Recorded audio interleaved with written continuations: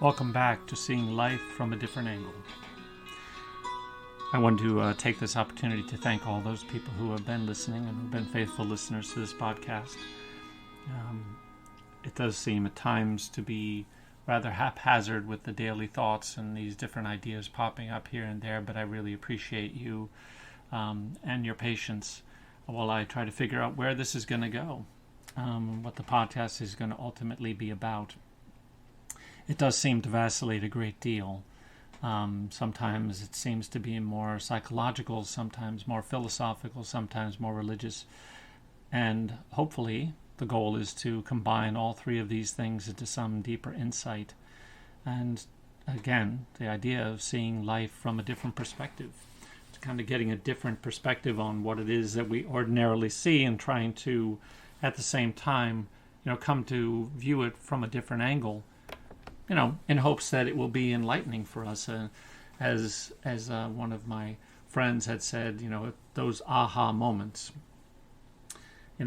I was thinking about this the other day, about this beggar that was by the side of the road. We think we all have seen them, sitting beside the road or standing beside the road looking for help. Our natural inclination is to ride right by, to act as if they're not there, when they come walking by the car, to kind of turn our face so that we don't see them. And it's an interesting thing because it's one of those moments where, we can look not only at this from a question of whether or not we have mercy for these people or love for these people, and we can see it from a religious perspective, but we can also see it from a philosophical perspective as well as a psychological perspective. In church on Saturday, I go to church on Saturdays, but my wife and I were in church, and the gospel at the Catholic Mass was about this man who had asked Jesus to arbitrate, basically, and to say to this man's brother, yes, you need to give him his portion of his inheritance. And Jesus responded with a parable about a farmer who had developed such a harvest, he had had such a harvest, that he needed to build a bigger barn. And in so doing, he built this big barn, but the thing is that he failed to recognize that, that night he was going to die. And, all he could think of was, I've got all this extra grain, all this extra food, and so I can eat, drink, and be merry for years to come and not have to worry about doing anything. And the thought occurred to my mind, as I'm sure it did to many people, is that, what about all those people that he could have given that extra food to? If he needed to build a bigger barn, that meant that he had more than he needed, more than he could possibly use, certainly within that period of time. And there were all those people out there that he could have given something to. And so from the question of, that desire to give to others what it is that, from a religious perspective, doesn't even belong to us. We are blessed to have this opportunity to harvest so much from this earth and to gain so much, whether it is products from this earth or whether it is monies or whether it is possessions, a variety of different things.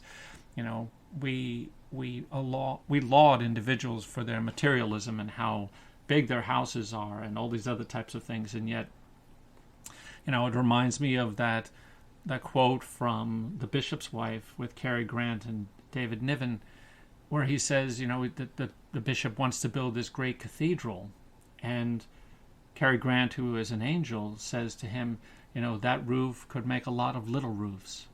There's a lot of poverty out there, in other words, and there's a lot of people who could benefit from all the things that you would give them by just giving them this roof, by helping them build their own homes. And on church on Sunday or Saturday, the priest had told us that we had a missionary there recently, and someone from the parish had given the mission $20,000, which was an incredible amount of money. But you think about it, to us, as Americans, or in most places in the world, we don't think about the fact that over 1 billion people in this world live on less than $1 a day. That's what they make. That's how they live. And here's $20,000 that is given to this individual from this mission in Africa. And this $20,000 can build an incredible amount of storage spaces for water, that these villagers can have all this water that they could not garner or they could not save because they didn't have anything to save it in. And it's an amazing thing to consider.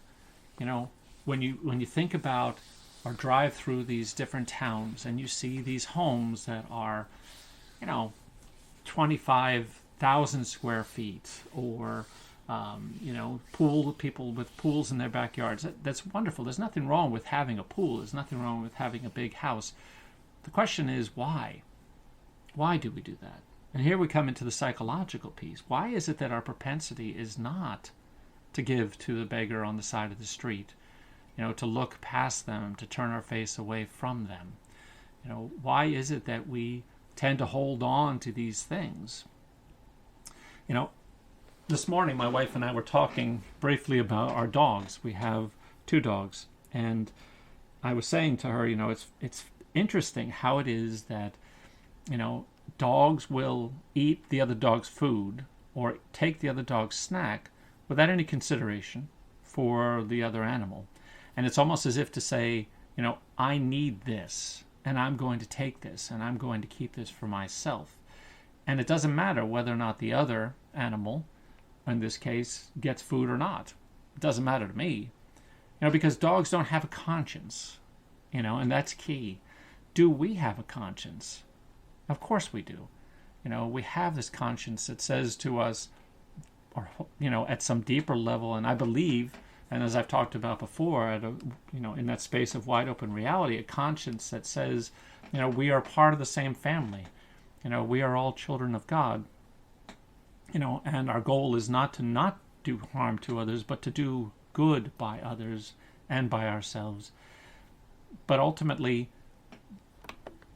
there is this part of each of us that, despite the fact that we have a conscience, this part of us that says, I must survive more than I just need to be careful and caring about what it is that the other needs.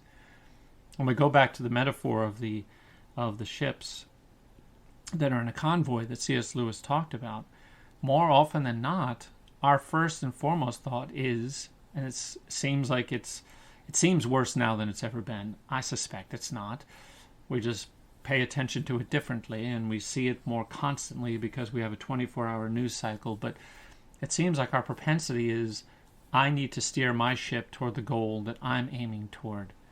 And if we're lucky, or if others are lucky, we'll say that, then I won't do them any harm, But the truth of it is, this guy who's begging on the street corner, what would it take for us to give him $1? What would it take for us to give him $5? What would it take for us to pray for him? Really, very little. Very little. Less than a cup of coffee. You could give this guy the opportunity for a meal. But more importantly, I believe that you give this guy an opportunity to recognize that there are others in life that do care, that he is an important part of life, that he is significant. And I guess that's the key, is like we look past these individuals in life as if they're not significant. But when we think about the third realm within which Lewis talked about morality, that third realm was that we are all children of God. We are all part of the same family. And should it not be an opportunity for us to be able to say to another person, you matter, I see you. I'm not going to ignore you. I'm not going to look past you. I may not have anything to give you. I may be poor as well. I may not have a dollar bill to even give you, but I will pray for you. I see you, and I understand you, and I want to be there for you. And that's part of what it is we have a conscience about. we develop these consciences, as Freud talked about, as a byproduct of the experiences of our lives, and we develop them in a way that comes about because of our relationships, significantly so, with our parents. How do we contend with this myopic reality that we now live in with our parents and the world that they live in? How do we delve into and deal with fear? But these things, they capture us. They hold us back. They stop us from living a full life, not just for ourselves, but in a relationship to other people. So we have this choice. We have this opportunity. It's like I talked about last week. What is the purpose of life? The purpose of life is to help others get back to that wide open reality where they have a relationship and a connection with God. And yet our tendency is to say to ourselves, like the dogs, well, it's mine and I can take it and I have it and I garnered it and I earned it, whatever the case might be. And so, I'm going to hold on to it out of fear that I may not have it again, or that I may lose it, or that my ego will say, you're starving and you need something more, and I'm going to make sure that you get it. But the truth of it is, if we let our egos dictate every path that we take in our lives, if we let our egos make the determination for us out of fear, that we will hold on to whatever it is we have, from $1 to our home to every bit of our possessions, what we're going to end up doing is we're going to find ourselves not living a full life. Because a full life means we consider the purpose of life. And the purpose of life means we consider other human beings. And so I would encourage you to think about the choices that you're making. To encourage you to think about whether or not you really see other people. Or do you only look in the mirror and see yourself? And not consider that the mirror you're looking through could also be a piece of glass where you could see others and their needs and their longings and their desperation. Be well.